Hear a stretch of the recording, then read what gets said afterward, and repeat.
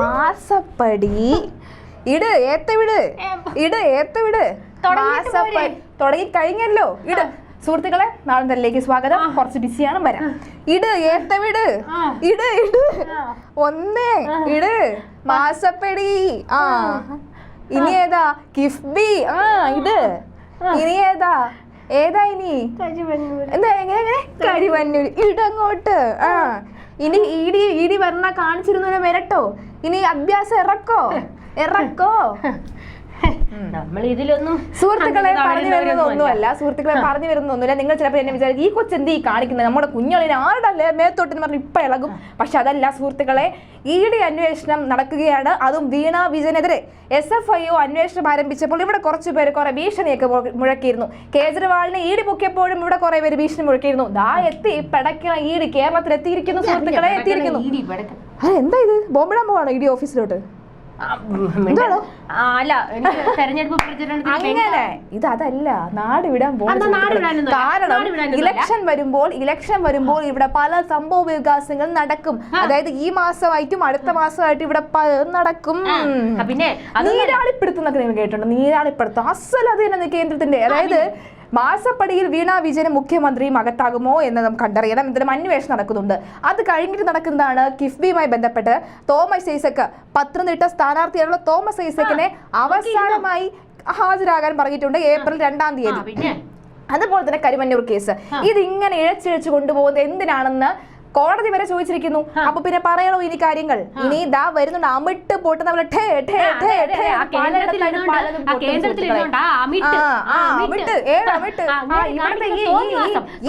ഈ പടക്കം പൊട്ടിച്ചപ്പോ എന്തായിരുന്നു ഇവിടുത്തെ അവസ്ഥ? എന്തായിരുന്നു ഇവിടെ? സുഹൃത്തുക്കളെ, ഞാൻ ബംഗാളിൽ ഇലക്ഷനിൽ പ്രചരണം നടത്തിയിട്ട് കാര്യമില്ല.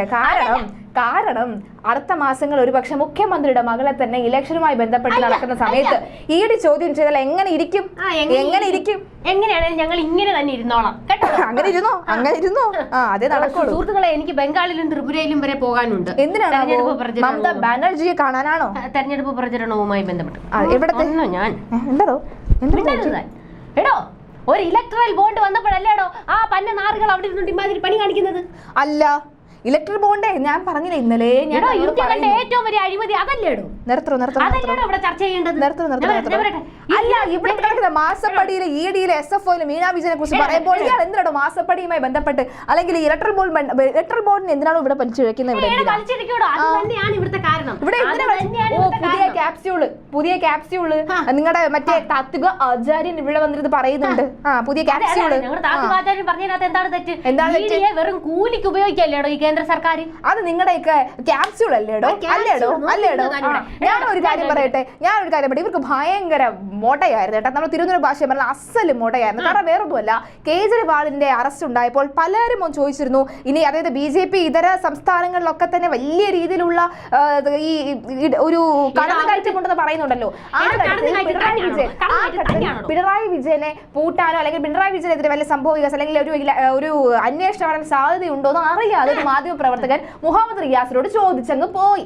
അപ്പൊ ഇയാൾ പറഞ്ഞൊരു മറുപടി ഉണ്ട് കേട്ടോ. ഏത് ഇടി, എവിടത്തെ ഇടി? വരട്ട് ഇടി പോന്ന നിങ്ങൾ നെഞ്ചും വിരിച്ച് നേരിടുന്നു. ഈടി അന്വേഷണം അങ്ങോട്ട് എടുത്തിട്ടുണ്ട് കേട്ടോ. ഇത് സുപ്രധാന മാറ്റങ്ങളോ നടക്കാൻ പോകുന്നത്. നട്ടലുണ്ടെങ്കിൽ മറുപടി പറയണോടോ. നിങ്ങൾ ഈ നട്ടലിന്റെ കാര്യം പറയണ്ട. ഈ നട്ടലിന് പകരം വാഴപ്പിണ്ടി ആക്കി എടുത്ത് വെച്ചേക്കും. നിങ്ങൾ ഈ കാര്യം പറയണ ഒരു കാര്യമില്ല. ന്യായമായ മറുപടി പറ. ഞങ്ങൾ ചോദിക്കുന്ന ന്യായമായ മറുപടി പറ. എടോ, ഞാൻ പറഞ്ഞിരുന്നവരെ മിണ്ടരുത്. മാസപ്പടി മറ്റേത് മറിച്ചേത് തേങ്ങാക്കൊല ചക്കത്തൊലി എന്നൊക്കെ പറഞ്ഞുകൊണ്ട് കുറെ എടുത്തോണ്ട് വന്നല്ലോ.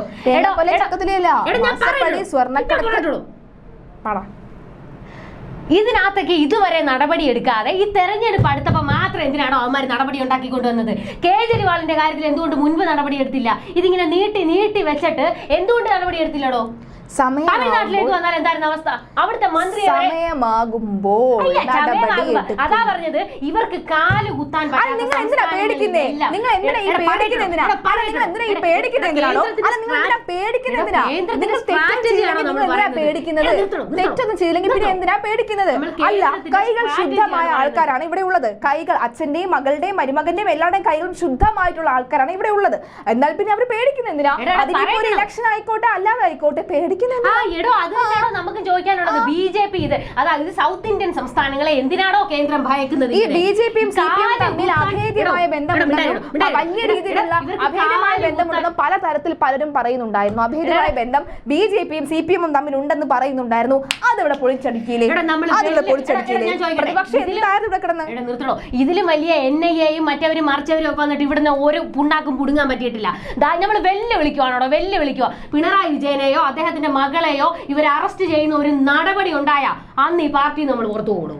എടോ പുറത്തു പോകണ്ട, പുറത്താക്കിക്കോളും. താമ്പിനെ എന്തിനോ പെട്ടി എന്ന് അന്വേഷണം വരുമെന്ന് പറഞ്ഞില്ല. ഇയാൾ പൊക്കോളം നോക്കി പോവാണ്, അങ്ങ് പോവാണ്. കേരളം വിട്ടാൻ പോകുന്ന ഈ ടീമാണ് ഈ പറയുന്ന ഈ ഡയലോഗ് ഈ അടിക്കുന്നത്. സുഹൃത്തുക്കളെ തിളക്കുന്ന എനിക്ക് മനസ്സിലായി. എന്തിനേക്കിടും തിളക്കുന്നേ? ഭയങ്കര തിളപ്പാണ്, ഭയങ്കര തിളക്കാണ്, അങ്ങ് വിറയ്ക്കും അതിന്. എന്തിനാന്ന് മനസ്സിലാവുന്നില്ല. അതെ, കട്ടവനല്ലേ വിറക്കേണ്ടതുള്ളൂ. നട്ടല് വേണോ? ഇവർക്ക് കാല്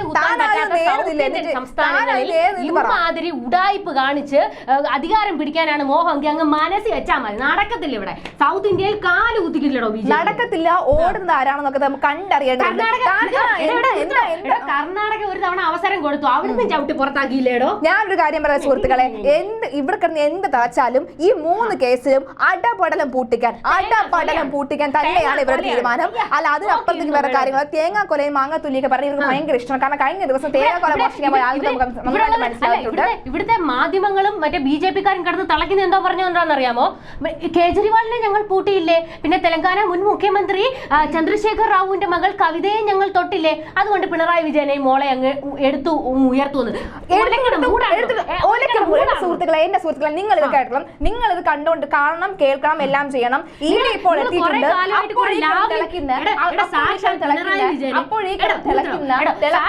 നമുക്ക് കാണേണ്ടതുണ്ട്.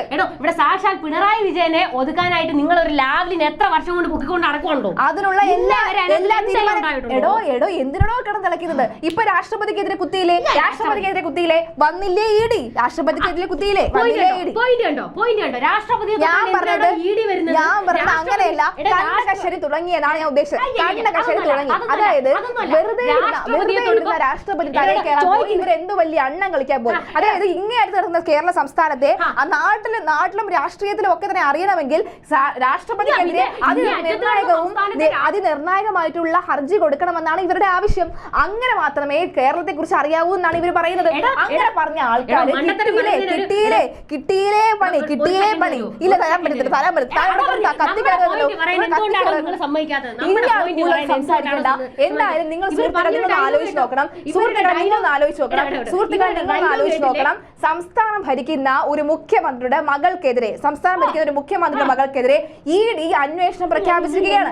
SFIO അന്വേഷണം പ്രഖ്യാപിച്ചിരിക്കുകയാണ്. കമ്പനികാര്യ ബോർഡ് അന്വേഷണം പ്രഖ്യാപിച്ചിരിക്കുകയാണ്. ഈ ഒരു അന്വേഷണത്തിൽ എവിടെയാണോ വന്ന് എത്തി നിൽക്കുന്നത് എന്ന് മനസ്സിലായോ? ഇനി അറ്റത്ത് കിടക്കുന്ന CPM-നെ 4 ആൾ അറിയണമെങ്കിൽ ഒന്ന് പോടോ. ഇവിടെ സുപ്രീം കോടതി ചീഫ് ജസ്റ്റിസ് DY ചന്ദ്രചൂഡ് പറഞ്ഞതാൻ കേട്ടിട്ടുണ്ടായിരുന്നു. എന്താണാവോ?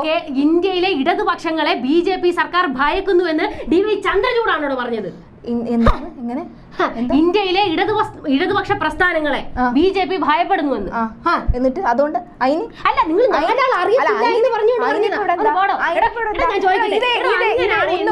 ഒന്ന് പോടോ എന്നൊക്കെ പറയുന്നുണ്ടല്ലോ. ഇതിനെതിരെ എന്തായാലും സംസ്ഥാന സർക്കാരിന് ഒരു വിധി സുപ്രീം കോടതി എന്തായാലും റിട്ട് ഹർജി കൊടുത്തല്ലോ. എന്തായാലും സുപ്രീം കോടതി ഒരു തീരുമാനം എടുക്കുമല്ലോ.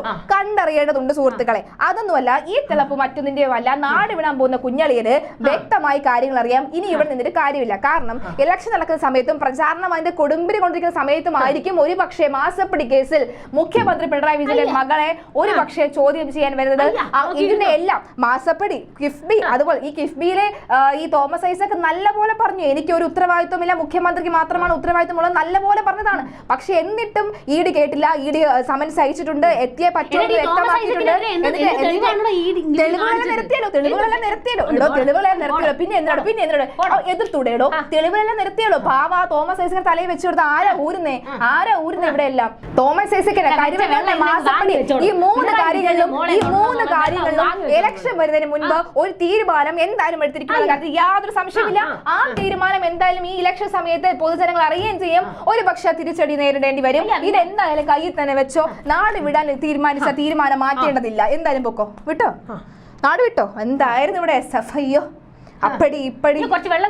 അയ്യോ വെള്ളം കൂടെ. വെള്ളം ആര് കൊടുക്കണ്ട? നിങ്ങൾ കുടിച്ചോ? തലയിൽ മുണ്ടും കൂടെ ഇട്ടോ, എന്നിട്ട് ഓടിക്കോ. ഓടിക്കോ. പിന്നെ ഈ തീരുമാനം വന്നപ്പോ എവിടെ എക്സാലോജിക്കുന്ന കമ്പനി പൂട്ടിപ്പോയി. ഇപ്പൊ ഒരു പേപ്പർ മാത്രമേ ഉള്ളൂ. കമ്പനി പൂട്ടിപ്പോയി. ഇപ്പൊ ഒരു പേപ്പർ മാത്രമേ ഉള്ളൂ. ഒന്നും നടന്നിട്ടില്ല. ഭയന്നാരും ഓടിയിട്ടുമില്ല. ഒന്നും നടക്കത്തില്ല. നടക്കത്തില്ല. നടക്കുമോ ഇരിക്കുമോ ഓടുമോ നമുക്ക് കണ്ടറിയാം സുഹൃത്തുക്കളെ. കാണാം. രണ്ടുവട്ടം. ശരി സുഹൃത്തുക്കളെ, പറഞ്ഞു വന്ന ഇത്രേ ഉള്ളൂ. പോയിട്ട് എനിക്ക് സൗകര്യം ഉണ്ടായി ഞാൻ വരും. ഇയാള് പോടോ. ആര് ചോദിക്കുന്നു? ഇയാള് ഇറങ്ങിപ്പോ. പറഞ്ഞു വന്നത് ഇത്രേ ഉള്ളൂ. നമുക്ക് SFIO അന്വേഷണം പ്രഖ്യാപിച്ചിട്ടുള്ള ഏതൊരു കമ്പനിയെയും EDയും അന്വേഷിക്കും. ED ഇപ്പൊ എന്തായാലും രജിസ്റ്റർ ചെയ്തിട്ടുണ്ട്. അന്വേഷണം ആരംഭിക്കും. അവരെ കൂടെ വരുത്തോടോ. ഈ CBI കുറിച്ച് നിങ്ങൾ കൂടുതലൊന്നും പറയണ്ട. CBI ഒരു പാവ മനുഷ്യനെ അച്ഛനെ ഉറപ്പ് കൊടുത്തിട്ട് CBIയുമായി ബന്ധപ്പെട്ടുള്ള അന്വേഷണം, CBIയുടെ അന്വേഷണം ഇപ്പൊ ശരിയാക്കി വരാന്ന് പറഞ്ഞതാ. എന്നിട്ട് ആ പാവ അച്ഛൻ മറന്നുപോയ മുഖ്യമന്ത്രിയെ ഓർമ്മിപ്പിച്ചു. ഗവർണർ ഇറങ്ങി. ഇപ്പൊ കാര്യം ശരിയായി. പൊക്കോ ആ വഴി പൊക്കോ. ശരി സുഹൃത്തുക്കളെ, നാളെ കാണാം.